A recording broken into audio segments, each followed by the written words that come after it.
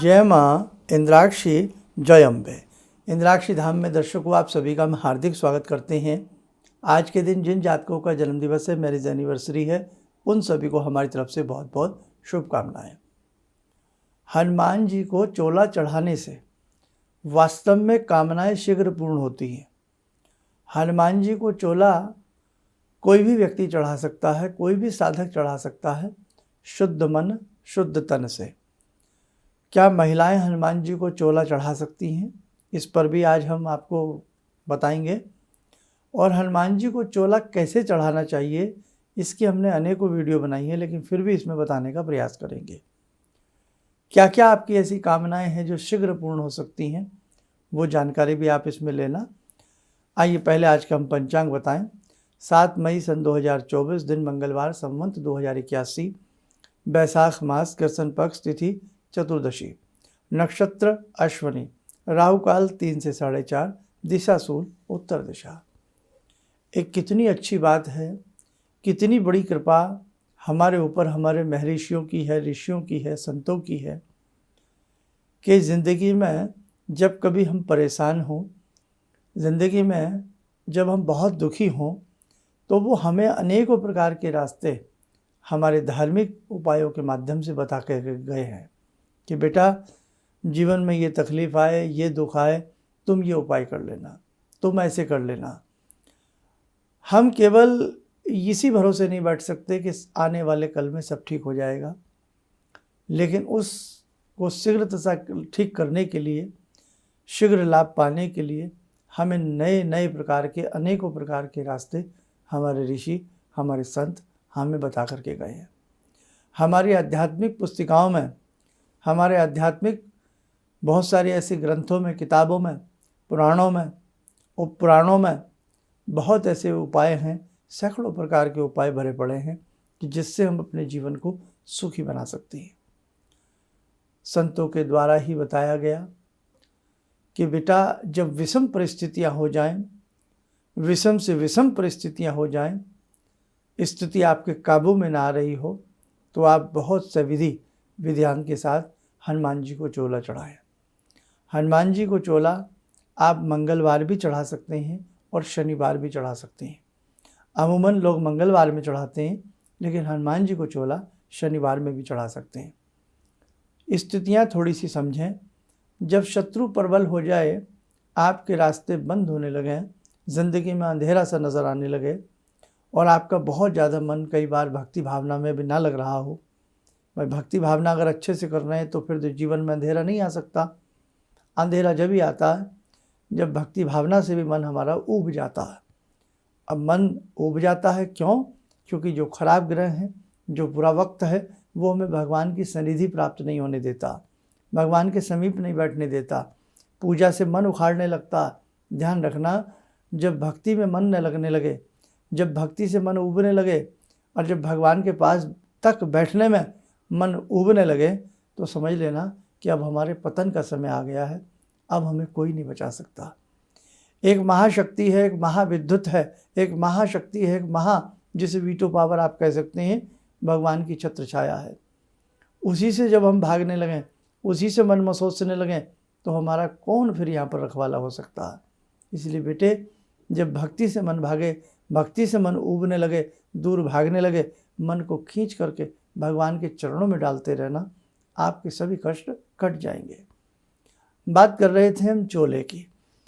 हनुमान जी को चोला चढ़ाना मात्र 15, 20, 25 मिनट का कार्य होता है, लेकिन इस 25 मिनट में ही हमें महाबली से, बजरंग बली से हमें एक ऐसा आशीष प्राप्त होता है कि हम अपने जीवन के अनेक उलझनों से पार हो जाते हैं। शनिवार में जब शत्रु आपको बहुत तंग कर रहा हो, कभी भी किसी भी समय में, या कोर्ट कचहरी मुकदमे में आपको पार ना पा रही हो, आपको लगता है कि हम अपनी जगह सही हैं, लेकिन कोई रास्ते ना मिल रहे हों, समय व्यतीत होता जा रहा हो, शनिवार का हनुमान जी का चोला आपको शीघ्र आपकी कामना पूर्ण कराएगा। मंगलवार में जब आपके घर के मंगल कार्य ठप पड़ गए हों, श्री समृद्धि आपकी मानो रूठ गई हो, आपको जॉब ना मिल रही हो, आपके व्यापार ठप पड़ रहे हों, आपका पैसा फंसता जा रहा हो, आपको जहाँ भी आप पैसा लगाते हो मिट्टी हो जाता हो, तो आपको हनुमान जी को मंगलवार के दिन चोला चढ़ाना चाहिए। ध्यान रखें, अगर मंगलवार में चोला चढ़ाते हैं तो गोघृत का प्रयोग करें। गाय का घी मिल जाता है आजकल, जैसे और बहुत सारे संस्थानों से, आश्रमों से गाय का घी मिल जाता है। कितना घी चाहिए? मात्र 100 ग्राम घी चाहिए। और प्रयास ये किया जाए कि हनुमान जी को 9 चोले चढ़ाए जाए। जी हाँ, 9 चोले, 9 मंगलवार लगातार, या 9 ऐसे भी कर सकते हो, 1 मंगल 1 शनि, 1 मंगल 1 शनि, तो भी 9 आपके हो सकते हैं। इन दिनों में जितना आपसे हो सके, जब तक आपके 9 मंगलवार पूर्ण ना हो, जितना आपसे हो सके जय श्री राम सीताराम, जय श्री राम सीताराम, जय श्री राम सीताराम का आप जप करते रहें। चलते फिरते उठते बैठते जप करते रहें। सात्विक आहार रखें, ब्रह्मचर्य का पालन करें, और भी जितनी भी सावधानियां अपने आप को शुद्ध रखने की हो सकती हैं सभी करने का प्रयास करें। ऐसा नहीं होता कि साहब हम रुई लेकर के पहुंच गए, कटोरी में चंदन घोल करके पहुंच गए और इधर हमने चोला लगाया और उधर शाम को आकर के हम कुछ भी खा लें, ब्रह्मचर्य को भंग कर लें। नहीं साहब, भगवान को पाने के लिए भगवान जैसा बनना पड़ता है। लोहे को काटने के लिए लोहे की आवश्यकता पड़ती है ना पड़ती है। तो आपको जैसी महाशक्ति से काम लेना होता है, जैसी महाशक्ति की आप पूजा कर रहे होते हैं, वैसे ही ज़्यादा ना सही लेकिन थोड़े गुण अपने अंदर विकसित करने पड़ते हैं, तब जाकर के कार्य बनता है। एक बच्चा एक दिन किताब पढ़ने से पास नहीं होता, 365 दिन मेहनत करनी पड़ती है। उसके बाद भी कई बार डर लगता है कि कितने अंक आएंगे, पास होंगे या नहीं होंगे। एक जगह जॉब करते हो तो 30 दिन सेवा करनी पड़ती है, तब जाकर के सैलरी मिलती है। इसलिए बेटे, भगवान के जप में, भगवान के तप में समय देना पड़ता है, समझे आप। इसलिए नहीं होता कि 2 मिनट में आपने छुई मुझे कुछ भी किया। आजकल ऐसे बड़े नौटंकियाँ चल रही हैं, आपको ऐसे बहुत लोग मिलेंगे, आपको बहका रहे हैं, आपका समय बर्बाद हो रहा कि तकिए के नीचे 2 पान के पत्ते रख लेना, इलायची सूंघ के सो जाना, काम बन जाएगा। ऐसे होने लगे ना, दुनिया करने लगे। इलायची वाले इलायची ना बेचें, खुद सूंघें और सो जावें। पान के पत्ते वाले पान ना बेचें, समझे। तो ये फूड़पंथी के उपायों में, घटिया उपायों में इस प्रकार से बेटा कुछ नहीं हो सकता। हर चीज़ मेहनत मांगती है, हर चीज़ समय मांगती है। ध्यान रखना हमारी बात ये। आप एक रात में कोई धरना सेठ नहीं बनता, समय लगता है। एक दिन में डिग्री नहीं मिलती बच्चे को, कम से कम 15 साल तप करना पड़ता है, 20 साल तप करना पड़ता है। चलिए, अब कैसे करें। मंगलवार को जब भी आप हनुमान जी को चोला चढ़ाएं तो मंगलवार के दिन भगवान जी के, हनुमान जी के राइट पांव से चोला प्रारंभ करें, और जब उनके मध्य में आ जाएं, है ना, नाभि से ऊपर आ जाएं, तो राम राम का जप शुरू करें, और ऐसे ही उनके सिर मुकुट पर लेपन करते हुए नीचे तक बाएं पैर पर उतर आएँ। शनिवार में चोला जब भी चढ़ावें तो लेफ्ट पांव से शुरू करें और दाहिने पैर पर उनके आकर के चोले को संपूर्ण करें। चोले की सामग्री जैसे मीठा पान, लौंग लगा हुआ, नुगदी के 2 या 5 लड्डू, चांदी के वर्क, कामिया सिंदूर, गोघृत, साफ स्वच्छ कॉटन, हाथ पोंछने के लिए कपड़ा, और धूप दीप, फूल आदि। बस ये सामान चाहिए। सारा सामान भी जोड़ें तो मुश्किल से 200-250 रुपये का आता है। लेकिन आज का समय विकट हो गया है, खाना पूर्ति हम लोग करना चाहते हैं, न विधि न विधान, और मनोरंजन प्रधान। जहाँ आपसे कोई भक्ति की बात करे, जहाँ आपसे कोई मेहनत की बात करे, तो वहाँ व्यक्ति का मन कतराने लगता है। और जहाँ आपको कहे कि साहब खूब नाचना, खूब डांस करना, उछल कूद करना, वहाँ तो फिर चाहे पूरी रात आप बिता लोगे। बुरा मत मानना मेरी बात का, कटु सत्य है। अब एक बच्चे की बात कर रहे हैं, अगर आप किसी के घर में जाएं या आपके घर में कोई आए और आपके बच्चे को बुलाए, है ना, आप भी बुलाते होंगे कि बेटा कौन सी क्लास में पढ़ते हो, बेटा क्या याद है, बेटा ये पोएम याद है, तो वो बच्चा ना जी कतराने लगता है। कई बार कुछ बच्चे, अमूमन बच्चे, सभी नहीं, कुछ बच्चे जी कतराएंगे और हाथ छुड़ा करके दूसरे तीसरे कमरे में भाग करके गायब हो जाते हैं। होता है ऐसा, है ना, हमसे भी कोई पूछते होंगे जब हम बच्चे थे, तो ऐसा होता है। लेकिन कुछ बच्चे ऐसे होते हैं साहब, कोई कुछ भी पूछे बड़ा इंटरेस्ट लेते हैं। साहब मुझे 1 पोएम नहीं 4 याद हैं। मेहमान को ये करना पड़ता है, बहुत सुंदर, बहुत बढ़िया बेटा, चाहो चलो अब खेलो। होता है ना, प्रैक्टिकल बात कर रहा हूँ। वैसे ही आप होते हो। आपको कोई कठिन सा काम बता दिया जाए, कोई पूजा पाठ की बात बता दी जाए, कोई जब तब बता दिया जाए, तो उसी बच्चे की तरह हाथ छुड़ा करके भागने का प्रयास करते हो। अरे यार कहाँ फंस गए हैं। और जो आपके मन बहलाने की बात करें, खेल कूद की बात करें, नाच धूम की बात करें, तो वहाँ तो फिर मनोरंजन है ही। तो इसलिए देखो भैया, बहुत समझदार हैं आप, समय की बेला कम है। कब ये पानी का बुलबुला है शरीर, कब बुलबुला फूट जाए, कब इस संसार से हम विदा हो जाएं, कब क्या हो जाए, कुछ भी नहीं कहा जा सकता। इसलिए श्रेष्ठ कार्यों में परम पूज्य गुरुदेव का कहना, मुहूर्त ढूंढने की आवश्यकता नहीं है, बस आप काम कर लीजिए। तो आज हमने आपको ये चोले की बात बताई।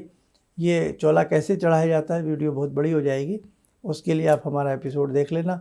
नहीं तो बहुत इजी है, बस उसमें कामिया सिंदूर गोघरत में घोलिएगा।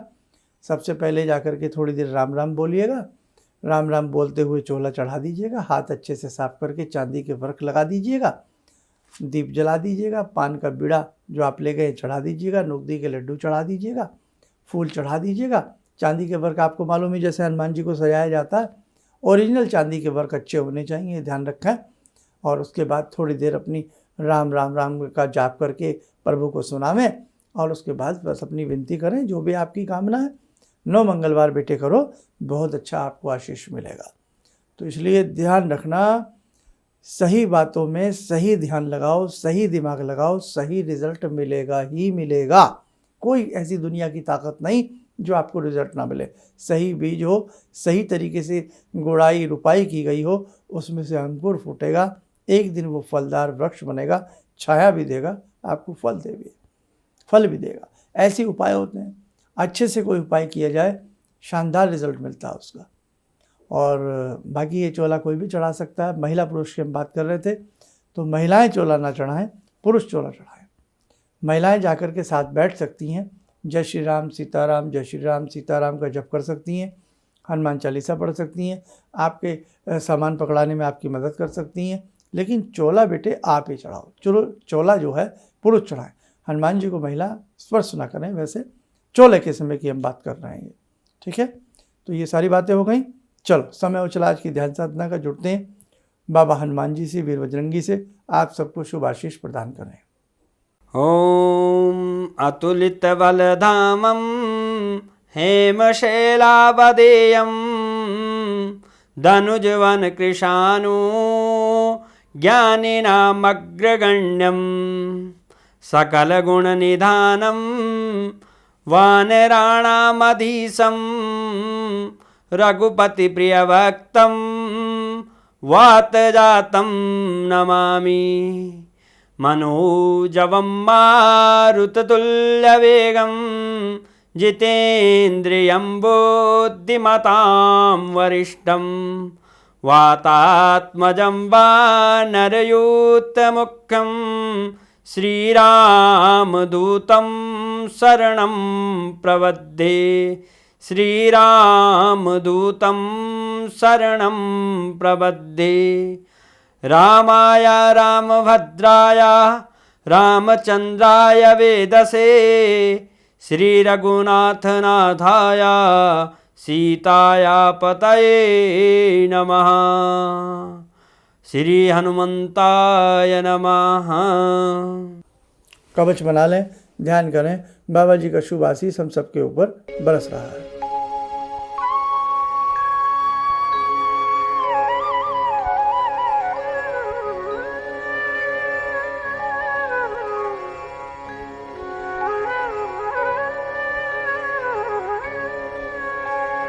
ओम बोलते हुए नेत्र खोलें, सामान्य हो जाए। देखो साधुओं, जीवन में मैं बहुत सारे उपाय आपको बताए होंगे शायद, जो मुझसे 30 साल से जुड़े हैं, उनकी डायरियाँ भर गई होंगी, मुझे पूर्ण विश्वास है। तो आप भी अच्छे अच्छे उपाय डायरियों में लिख लिया करो, आपके काम आएंगे बेटा, है ना। इसीलिए हम सारी चीज़ें आपको बताते चलते हैं, आपको कहीं भटकने की आवश्यकता ना पड़े, आपको किसी से कुछ भी पूछने की आवश्यकता ना पड़े। आपके पास ही इतने सारे रास्ते हैं, इतने सारे उपाय हों कि आप बस एक बार श्रद्धा से कर लें तो आपके काम बन जाए। चलिए, आप सब लोग सुखी रहें, स्वस्थ रहें। इन्हीं शुभकामनाओं के साथ हम अपनी वाणी को विराम देते हैं। जय जय अम्बे। जितने भी आध्यात्मिक शिविर गुरु जी कर रहे हैं, ये सबके जन कल्याण हेतु कर रहे हैं और इससे सभी को फायदा हो रहा है। अब परेशानियां तो जीवन से लगी हुई हैं, यदि हम आध्यात्म की ओर, भगवान की भक्ति की ओर बढ़कर यदि जीवन में परेशानी उठाकर कुछ पा सकते हैं तो ये तो गुरु जी की बहुत बड़ी उपलब्धि हमको मिल रही है। और गुरु जी इसी तरह से आध्यात्मिक शिविर करते रहें और हम सब इसी तरह से आते रहें, शामिल होते रहें और जितना हो सकता है गुरु जी के बताए मार्ग के अनुसार हम चलते रहें तो हमारे जितने भी संकट, जीवन की जितनी परेशानियाँ सब कटेंगी। किसी भी समस्या के समाधान के लिए मिले प्रसिद्ध हस्तरेखा एवं वास्तु विशेषज्ञ प्रोफेसर धर्मेंद्र शर्मा जी से। नोट: शिविर में भाग लेने हेतु एवं व्यक्तिगत रूप से मिलने के लिए कॉल करने का समय सुबह 10 बजे से शाम 6 बजे तक। हमारे विभिन्न ज्ञानवर्धक कार्यक्रम देखने के लिए आप हमें अभी सब्सक्राइब करें, बेल आइकन को प्रेस करें ताकि आप देख सकें हमारा कार्यक्रम सबसे पहले। और अधिक जानकारी के लिए फेसबुक पेज को लाइक करना न भूलें।